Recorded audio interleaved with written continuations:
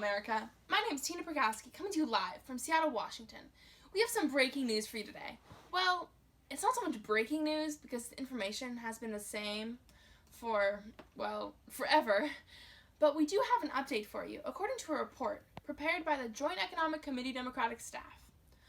On a percentage basis, a woman earns only 79% what a man earns. This is known as the gender earnings ratio. The 21% difference between men and women's earnings means that women are paid less than $4 for every $5 paid to men. The staff also mentioned how the gap grows with the age of the workers and how the wage gap isn't expected to close within this decade. Another interesting fact that they found was that despite the many factors that contribute to a gender wage gap, as much as 40% of the pay wage gap may be attributed to discrimination. This is pretty crazy, I think. After all these years? You know what? I can't do this. This isn't breaking news. This represents an old problem that has never been fixed. Despite the advances women have made in the workplace during the World War II war industries and during the women's liberation movement, women have been placed into a stereotypical role of the housewife, which has led to discrimination in the workplace and bad working conditions and unfair pay. Let's start by going back to the 1840s with the Lowell Mill Girls and the factory system. This factory was founded with the purpose of manufacturing cloth. This system of textile mills was introduced by Frances Cabot Lowell after seeing the success they had in Britain. The system introduced by Lowell was faster and more efficient than the previous looms powered manually by a foot pedal.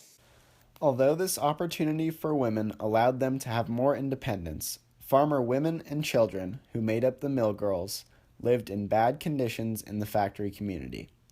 The mill girls were pushed for long hours under harsh conditions due to the advanced and fast-paced machinery.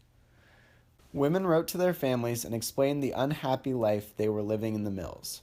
Worker Sarah Bagley wrote to a Miss Martin and told her how, because the mill girls were women, they were not respected or taken seriously by the male aristocrats. Due to this discrimination, the women were forced to work like machines, leaving them feeling worthless. In response to the conditions the girls faced, some of the textile workers, including Sarah Bagley, petitioned the Massachusetts legislature for a 10-hour workday in 1845. Unfortunately, they were left without the result they hoped. But women continued to petition and ended up with a little shortening of hours a few years later after political pressures on the mills. During the end of the 19th century, a large-scale industrialization and urbanization took the United States by storm. Shortly after the introduction of a new kind of industry, the Progressive Era began. This era introduced the reform movement in which groups and individuals came together to work toward improvements for societal and political issues such as eliminating big businesses and strengthening social justice.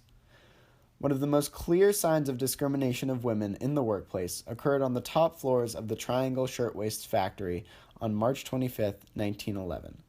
This factory consisted of mostly young, immigrant women workers, most of whom lived in poverty. The workers worked in rows of sewing machines in cramped conditions and worked 12-hour days. So, Sarah, tell me about the day of the fire. On the day of the fire, I was working on the 9th floor. I'd gotten my pay and we were all ready to leave and we were all dressed. The fire must have been burning on the 8th floor for some time when we went to the freight elevator to go home. We had to leave that way because that is the way the watchman was able to look into our bags, and that's where he stayed. There was a narrow vestibule leading to the freight elevator. I was waiting in that vestibule when all of a sudden smoke and then the fire began to come up the elevator shaft. I turned to run back to the other end of the shop where the freight elevator was. I took one look into the shop, and as I ran, I saw flames coming in from all sides. The elevators were going up and down. On the front side, the door to the staircase was closed. I had to fight and push my way across the shop. There was screaming and shoving, and many girls tried to climb over the machine tables. The elevator made several trips. I knew that this was the last one, but it was a loaded car, and it started to go down. The door was not closed. Suddenly, I was holding onto the sides of the door, looking down at the elevator shaft with girls screaming and pushing behind me. It was the old-style elevator, cable elevator. To make it go up and down, you had to pull a cable from the floor up. That cable was on the side of the elevator shaft. I reached out and grabbed it. I remember sliding all the way down. I was the first one to slide down the shaft. I ended up on top of the elevator, and then I lost consciousness. Others must have landed on top of me. When the rescue workers came to the shaft, they pulled me out and laid me on the street. I had a broken leg, a broken arm. My skull had been injured. One of my hands had been burned by friction. Due to the tight corridors, only one functional elevator, cramped working conditions, and locked doors to stairwells, 146 workers died that day. These workers died by leaping from windows to escape the fire, down the elevator shafts, or by being smothered. All 146 deaths of mostly young women workers were preventable, but happened because of the factory's poor safety regulations. The mistreatment of women continued into the mid-1900s, especially during and after World War II. During this time, discrimination took new forms, including in newspaper advertisements and in the common household. In the ad section of newspapers, the female and male sections were separated. Looking at this help wanted ad in the female section, one ad reads, "Wanted at Colonial Theater, good cleaner." This slight discrimination of segregated newspaper advertisements occurred because women were still expected to work in certain jobs that were similar to household jobs. With men away at war during World War II, women had increased opportunities as they filled in gaps left by men in important industries. Although this seemed like an improvement to the stereotypes of women, female workers were still paid half of what men were paid. During the war, a large group of women worked in the aviation industry, and most worked for Jacqueline Cochran. Cochran was the founder and director of WASP, Women Air Force Service Pilots.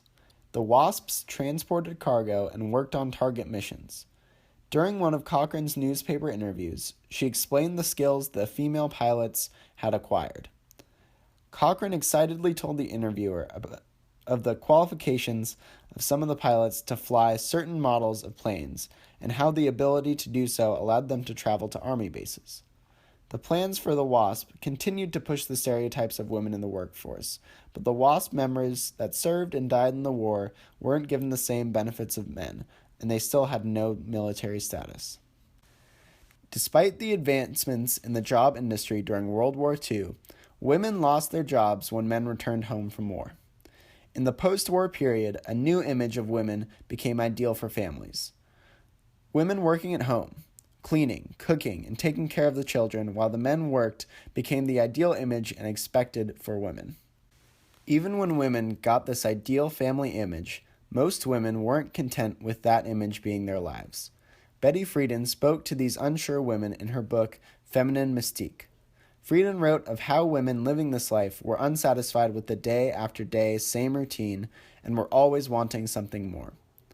Although this discrimination is found in the home, not the workplace, women who were in the workforce were scorned for not adhering to these traditional values. In response to the years of post-war household work, women during the 1960s started to protest and fight back against their gender roles. Inspired by the civil rights protests taking place, women pushed hard for their equal rights to men. During the Miss America protest in 1968, the women's liberation movement came to its full force. Women protesters called out the pageant as demeaning to women and that all women were beautiful. The protests that took place post-war represent the powerful response to discrimination in the workforce that women dealt with since early times in American history.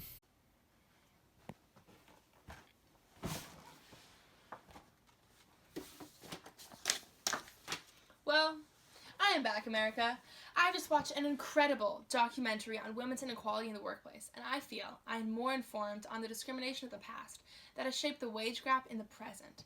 Throughout our history, women have faced discrimination from factory and business owners due to the traditional gender roles that affected the income of women. In response to the inequality of pay and conditions, women have fought back in protests, like during the women's liberation movement, where we have gained more rights than ever before. Today, there is still work to do, But I believe that with the strength of the women in this country and the support from all the people nationwide, we can close the wage gap once and for all. Thank you, America. I'll see you on the flippity flop.